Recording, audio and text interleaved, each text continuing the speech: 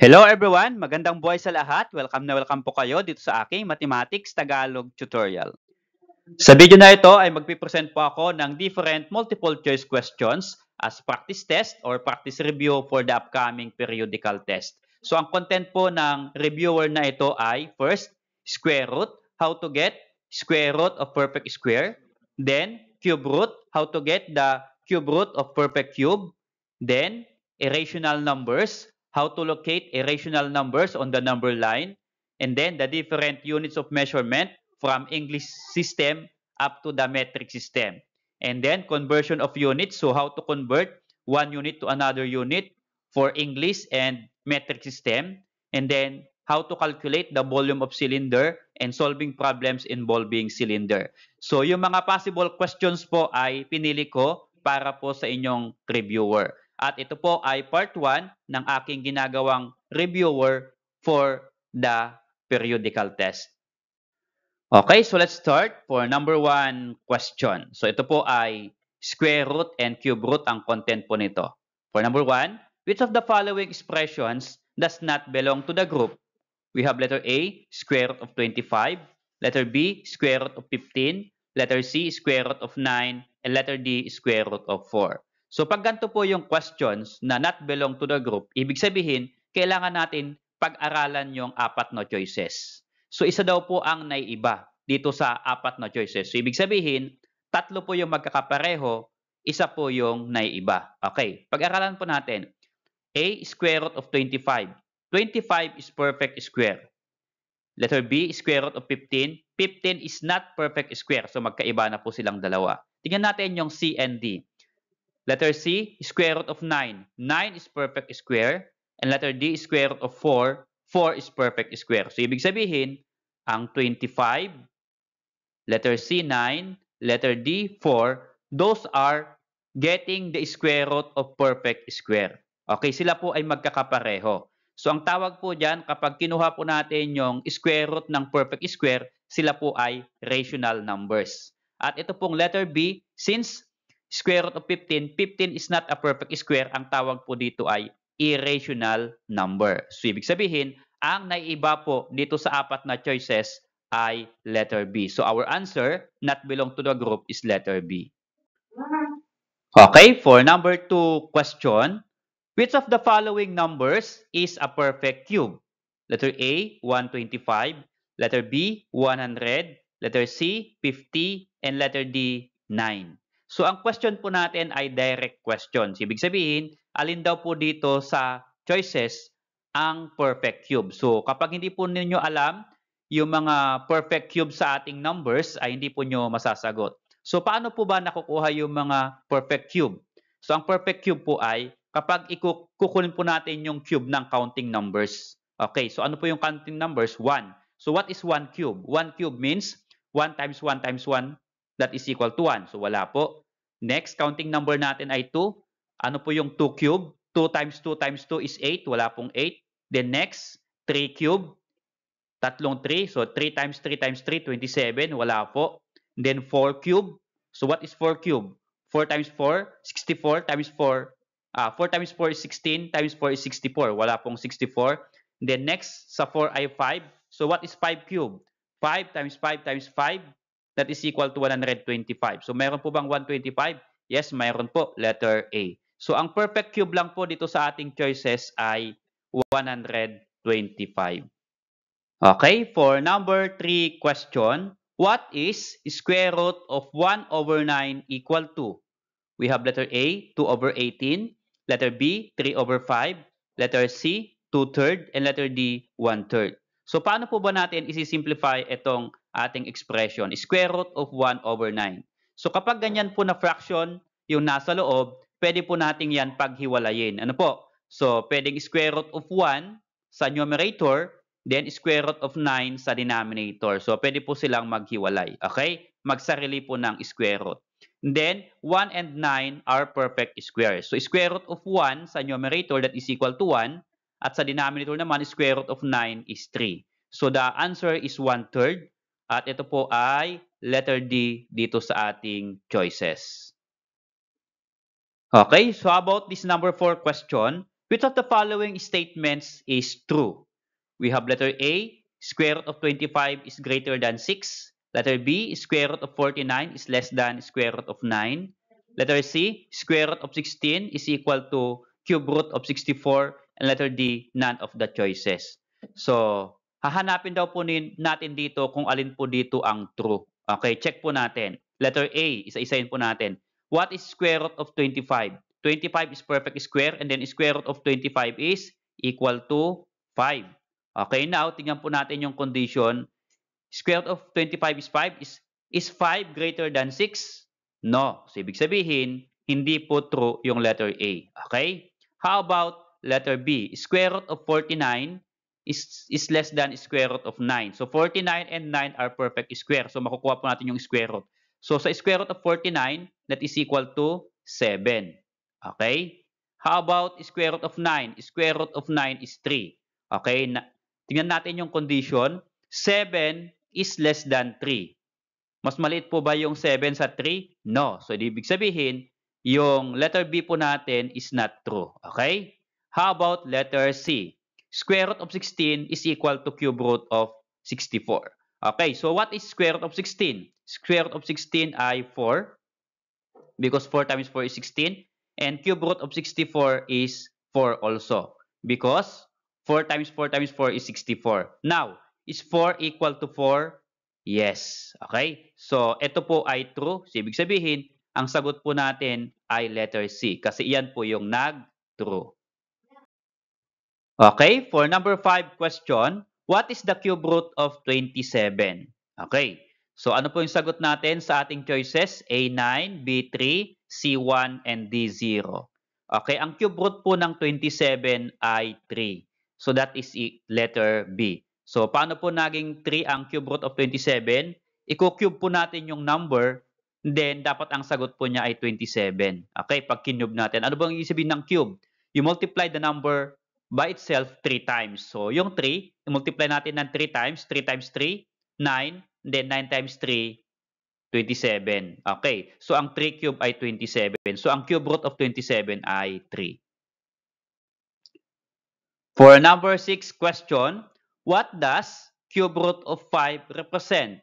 Letter A, irrational number. Letter B, rational number. Letter C, perfect square. Letter D, perfect cube. Okay, so ano po ba ang cube root of 5?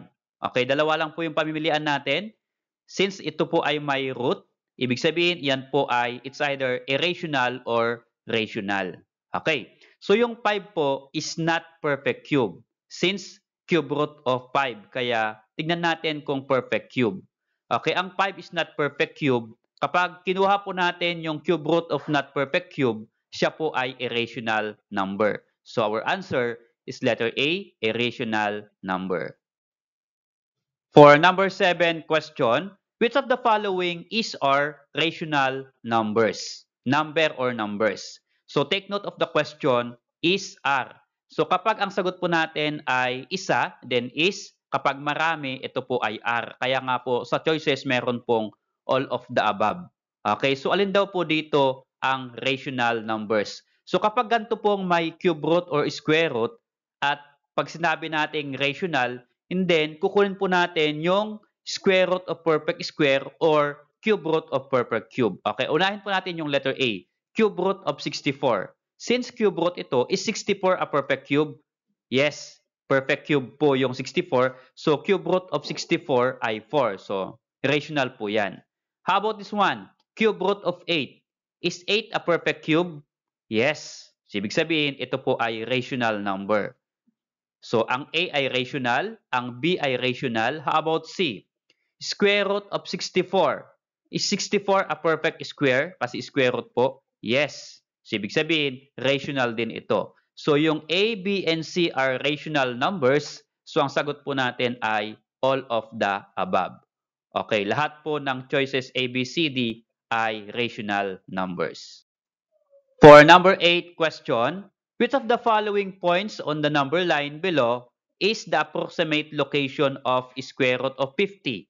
So, ito po yung ating number line. So, we have point A, B, C, D, and point E. So, alin daw po dito ang location or approximate location of square root of 50? Okay. So, paano po ba natin makukuha yung approximate location of square root of 50? Kunin po natin yung perfect square, since square root po ito, less than 50 and greater than 50. So, ang mas maliit po na perfect square, less than 50 ay 49, at yung mas malaki pong perfect square, greater than 50 is 64. So, ibig sabihin, yung 50 ay nasa pagitan ng dalawang perfect square na 49 and 64, since 50 is not perfect square. Okay? So, ano po yung square root of 49?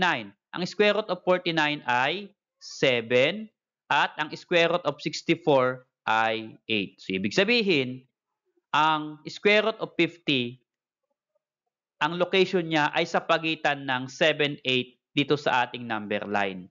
Okay, meron po bang point dito? Meron po itong letter D, 7, 8. Okay. So, yung 49 ay malapit sa 50.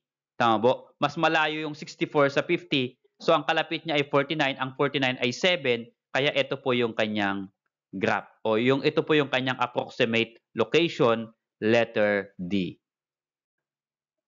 Okay, for number 9 question, what is the approximate location of cube root of 30 on the number line below? Ito po yung ating number line. Okay, so the same process sa number 8. Yung number 8 is square root. Itong number 9, cube root naman po. Cube root of 30. 30 is not a perfect cube. Kaya lang, paano po natin makukuha o makikita yung location niya sa number line? Gawin ang gagawin natin. Kunin natin yung number na mas mababa sa 30 na perfect cube. Ito po ay 27. 27 is perfect cube. Okay? At ang mas malaki po sa 30 na perfect cube ay 64.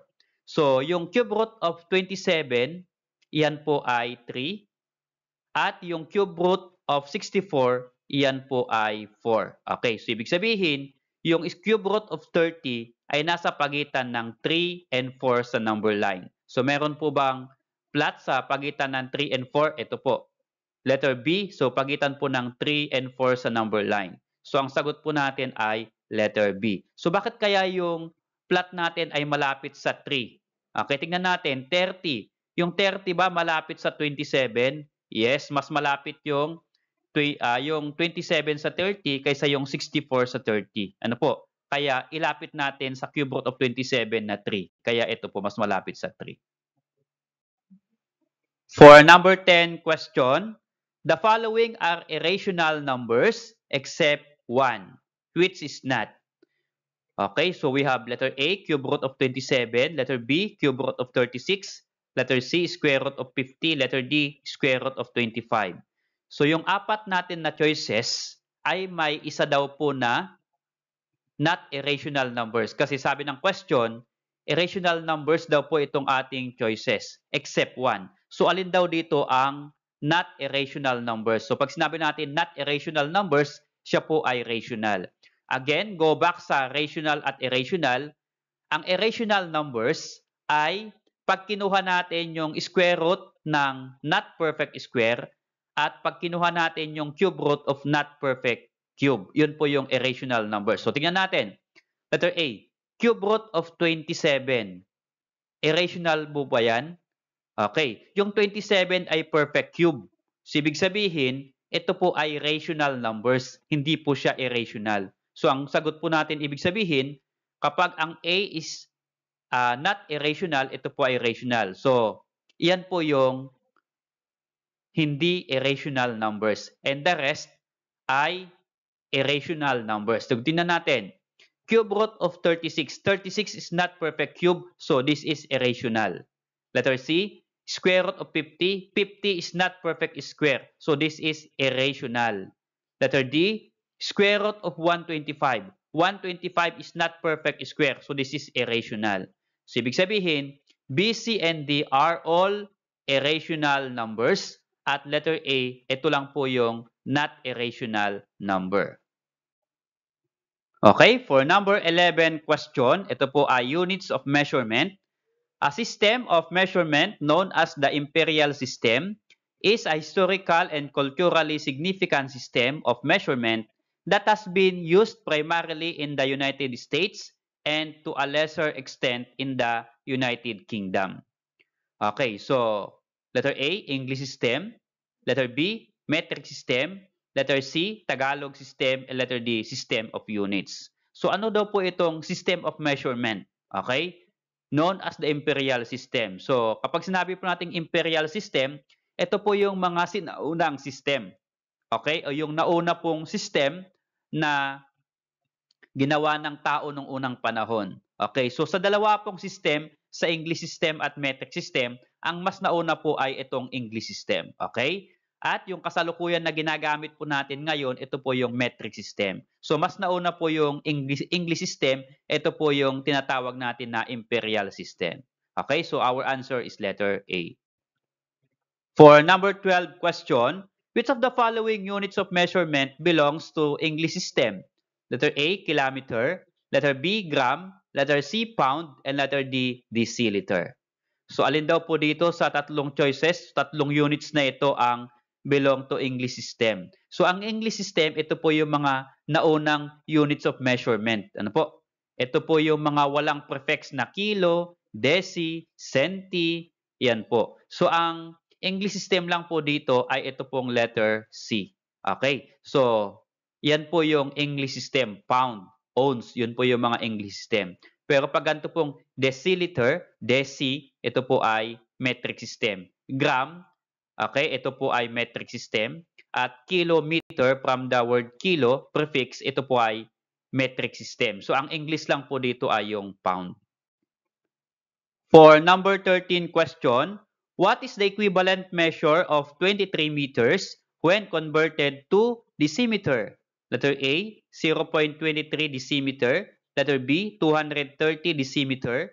Letter C, 2,300 decimeter. And letter D, 23,000 decimeter.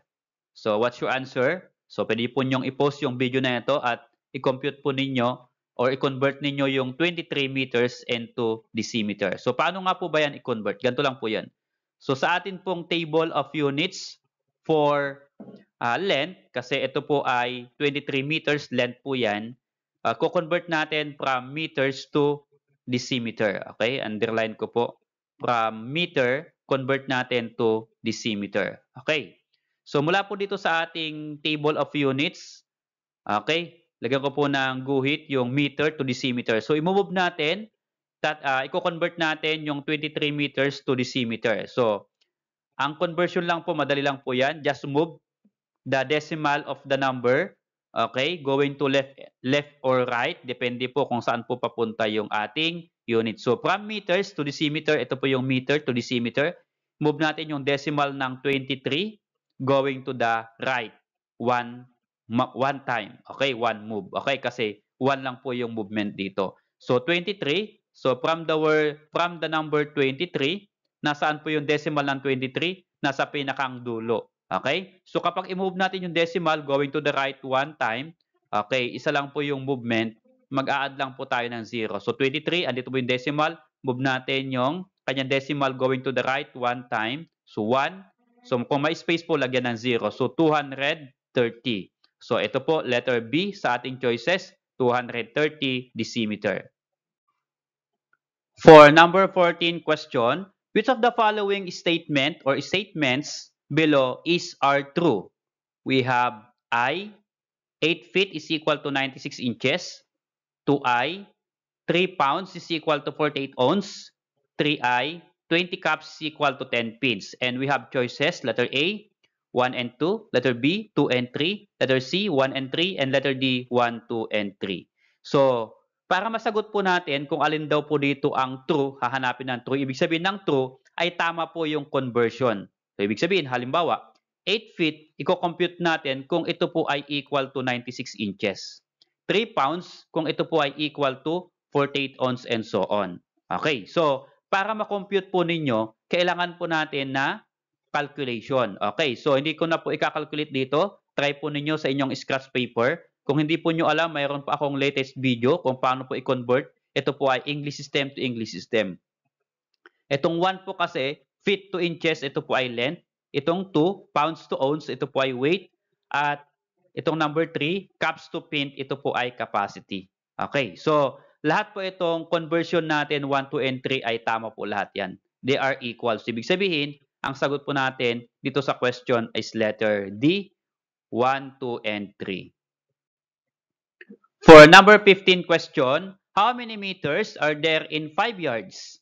Letter A, 2.56 meters. Letter B, 3.25 meters. Letter C, 4.55 meters. And letter D, 5.76 meters. Okay, so yung question na ito ay ko-convert po natin yung 5 yards into meters. So conversion of units po ito. Yung yards ay English system at yung meters po ay metric system. So, i-convert natin English to metric system. So, gamit po tayo ng conversion table. Hanapin po natin kung meron pong direct conversion ng yards to meter. So, sa ating pong table, meron po 1 yard is equal to 0.91 meter. So, paano po i-convert yung 5 yards? So, kung natin yung given na 5 yards, then, i-multiply natin sa fraction ng equivalent dito. Ito po. 1 yard is equal to 0.91 meter. Gawin po natin itong fraction. Ganito po, gawin po natin fraction. So, may numerator, may denominator. Okay. Kahit saan po dito ang numerator, kahit saan ang denominator. Pero, kung ano po yung given, 5 yard, dapat yung yard po sa gagawin nating fraction ay nasa denominator. So that we can cancel yard and then yard. Okay. So, yung yard dito sa 5 yards ay numerator. Ito pong 1 yard, ito po ay denominator. So, we can cancel the unit. Okay? Then, we can now multiply 5 times 0.91 meters. Kasi meters na lang po yung ating unit dito. And then, ang denominator po natin ay 1. So, divided by 1. So, if you multiply 5 times 0.91 meters, that is equal to 4.55 meters. And then, divided by 1. Any number divided by 1 is equal to the number. Kaya hindi ko na po dito dinivide sa 1. Okay po? So, 4.55 meters sa ating pong choices. Ito po, letter C. Okay? For number 16 question, which of the following three-dimensional figures having parallel circular bases? Letter A, prism. Letter B, cylinder. Letter C, cube. And letter D, none of the choices. So, ito po ay about volume of cylinder. Ito pong question 16 to 25. Okay. So, ano daw po dito yung three-dimensional figures having parallel circular base? So, ang meron lang pong circular base sa atin pong tatlong choices, prism, cylinder, and cube, ay ito lang pong cylinder. So, yung cylinder lang po dito ang may circular base. So, our answer is letter B. For number 17 question, what are the two dimensions of cylinder needed to calculate its volume? A, radius and base. Letter B, height and base. Letter C, radius and height. And letter D, base and diameter. Okay, so ano po yung kailangan natin na sa dimension ng cylinder para makalculate po yung kanyang volume. So, ang kailangan lang po natin doon ay radius, di ba po? Yung base ng cylinder ay kailangan po natin yung radius at yung kanyang height. Ito po yung kailangan natin, radius and height, para makalculate yung kanyang volume. For number 18 question, find the volume of a cylinder at the right in 100 value. Use pi is equal to 3.14. So, ito po yung ating cylinder. So, we have height, 8 meter, and we have radius 5 meter. So, ito po yung ating choices. Letter A, 4 to 8 cubic meter. Letter B, 6 to 8 cubic meter. Letter C, 5 to 8 cubic meter. And letter D, 7 to 8 cubic meter. So, hindi po natin pwedeng hulaan kung ano po yung volume ng cylinder na ito. We need to calculate its volume. So, the formula ng volume of cylinder is equal to pi r squared times height. So, yung pi r squared, ito po yung base ng cylinder. Ito po yung circular base. And then yung height, dito sa formula, ito po yung height ng cylinder. Okay, so paano po ito calculate? So, pi equal to, ano po yung pi? Ang pi po sabi niya ay 3.14. Then radius, ang radius dito ay given 5 meters. So, times 5 meter square. And then height po niya ay 8 meters. So, paano po natin i-simplify after substituting the values? So, paano po natin simplify? First, ay i-square mo natin yung 5 meter. Ano po ang ibig sabihin ng 5 meter square? Ang ibig sabihin po niyan ay dalawa pong 5 meters. Okay, so 5 times 5, then times 8. So, pag i-multiply po yan lahat, 3.14 times 5 times 5 times 8, ang lalabas po dyan ay 628. And then, ang unit po niya ay cubic meter. Bakit po cubic meter? We have 3 meters here. 1, 2, 3. Tatlo pong meters. Pag patong-patong po natin, pinagsama-sama yung 3 meters, magiging cubic meter. So, ang unit po niya ay cubic meter. So, 628 cubic meter is our answer. So, sa atin pong choices, ito po ay letter B.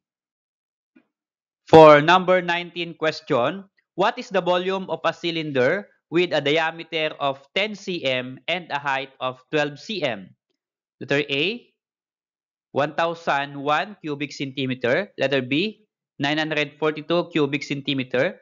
Letter C, 701.60 cubic centimeter. And letter D, none of the choices.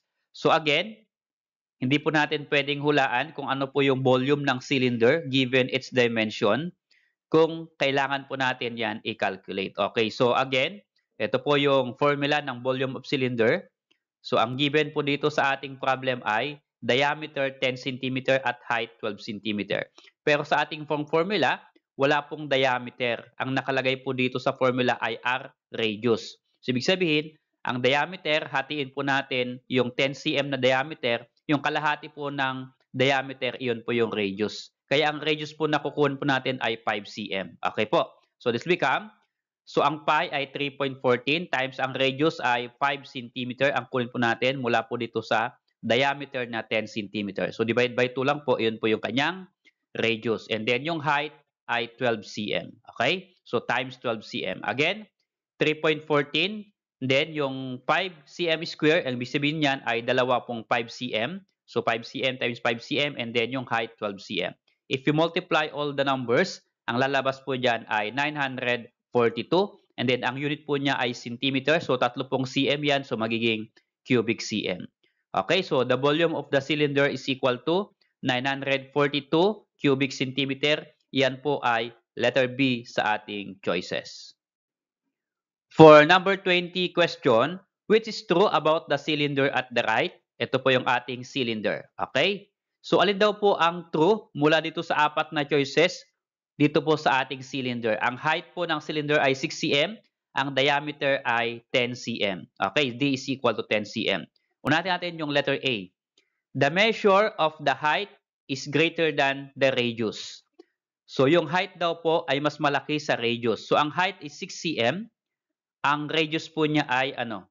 So ang given po dito ay diameter. So ang diameter po ay buo. Ang radius po ay kalahati dun sa gitna. So yung radius. So ang radius po dito ay, since ang diameter ay 10 cm, so ang radius po niya ay magiging 5 cm. So 5 cm yung radius, ang height po niya ay 6 cm. Tama po ba na yung height is greater than the radius? Yes. 6 yung height, 5 yung radius. So mas malaki yung height kaysa sa radius. Okay? Check po natin yung letter A. Letter B. The radius measure 5 cm. Okay? Ang radius po ay 5 cm. Yes. Ang diameter ay 10. So divide by 2, 5. So ang radius ay 5 cm. Okay? That's correct. Letter B. Letter C. Its volume is 471.24 cubic centimeter. So pag ikakalculate po ninyo yung volume ng cylinder na ito gamit ang radius 5 cm at ang height 6 cm, ang lalabas po na volume ay 471.24. Hindi ko na po maipapakita yung computation. Okay?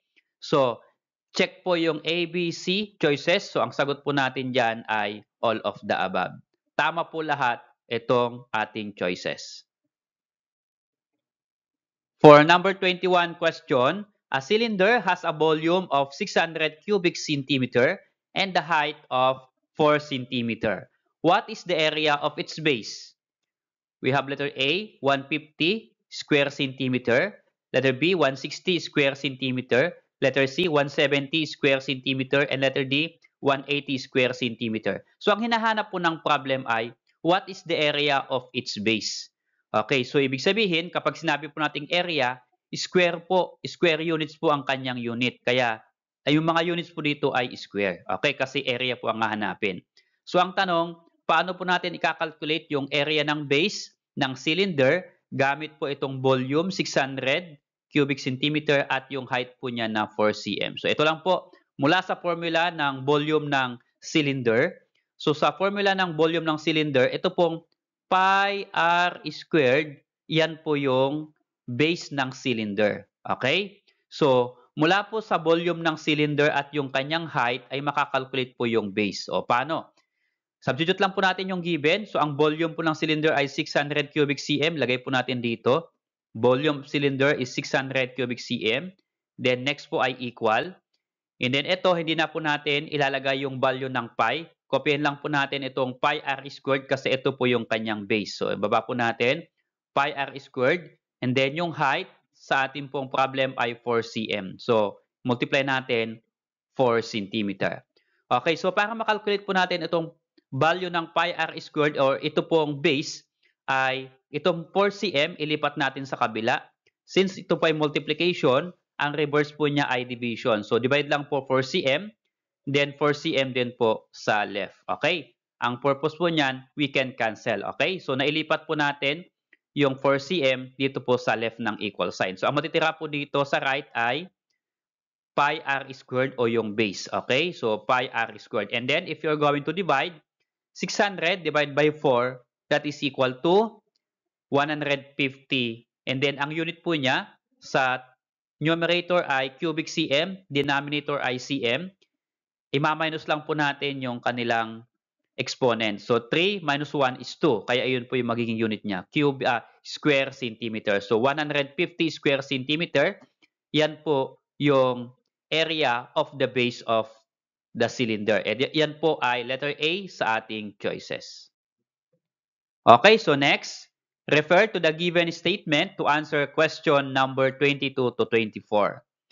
The owner of a newly constructed house plans to install a cylindrical tank or water tank with exactly 4 feet in diameter that can hold at least 50 cubic feet of water. At least, how long or high should the tank be? Use pi is equal to 3.14. Okay, for number 22 question, what is asked in the problem? Letter A, what is the volume of the tank? Letter B, what is the radius of the tank? Letter C, how high is the tank? And letter D, none of the above. So ano po yung hinahanap ng problem? Okay, nasa dulo po. Ito po yung what is asked in the problem. At least, how long or high should the tank be? So, ibig sabihin, ang hinahanap po ng problem is height of the tank. Ito po, letter C sa ating choices, how high is the tank?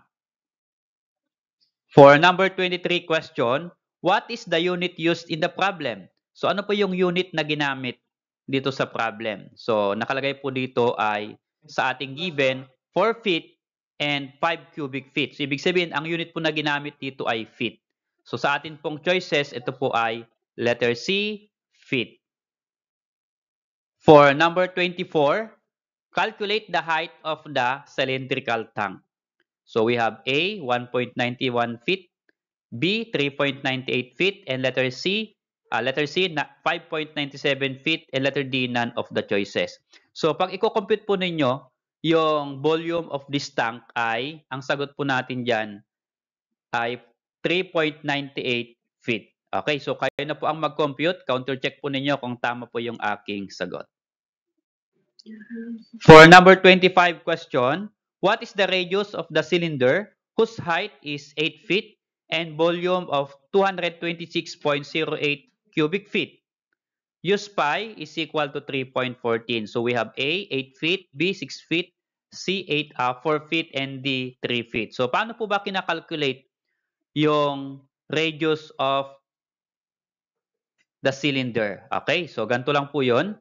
Mula po sa volume ng cylinder, substitute lang po natin yung given. So ang volume po ng cylinder ay 226.08 cubic feet. Substitute po natin. And then pi is 3.14. And then radius, unknown po yan. Kaya r squared. And then yung height, ang given po dyan ay ito pong 8 feet. Okay? So ang nawawala po dito sa ating, or ang variable po dito sa ating equation ay radius squared. So ang hinahanap po natin ay radius. To simplify this one, or we are going to simplify this one to calculate the measure of the radius. So paano po? Multiply lang po natin muna itong 3.14 times 8 feet. Okay, this will become, baba lang po natin yung volume. Pag multiply po natin yung 3.14 times 8 feet, 25.12 feet. And then, baba po natin yung radius squared dito. Yan po yung hahanapin natin. And then, next po dyan ay i-divide po natin kung ano po yung kasama ng radius squared dito, 25.12 feet, yun din po yung i-divide natin. Since nag-divide po na tayo dito sa right ng equal sign, mag-divide din po tayo sa left ng equal sign. Okay? Kung ano po yung dinivide natin, pareho po yung i-divide natin. Ang purpose niyan, we can cancel 25.12 feet. Okay? So, ang matitira po sa right ay yung r squared. And then, if you divide 226.08 divided by 25.12, ang lalabas po dyan ay 9. And then, ang unit po niya, feet cube at feet squared, subtract lang po natin, 3 minus 1 is equal to 2. So, ang unit po natin ay feet squared. Okay? So, ang hinahanap po natin ay radius. Ngayon, r squared po yung na-compute natin. R squared is equal to 9 feet squared. So, r lang po ang kailangan natin makuha. So, to simplify, ay i-square po natin. Pareho yung left and right ng equal sign. So, ang purpose nun, square root of r squared, yan po ay r. Okay po? And then, square root of 9 is 3. And then, square root of feet squared is feet. So, the radius is equal to 3 feet. Yan po ay letter D sa ating choices. Thanks everyone. Please click like and subscribe if you are not done yet.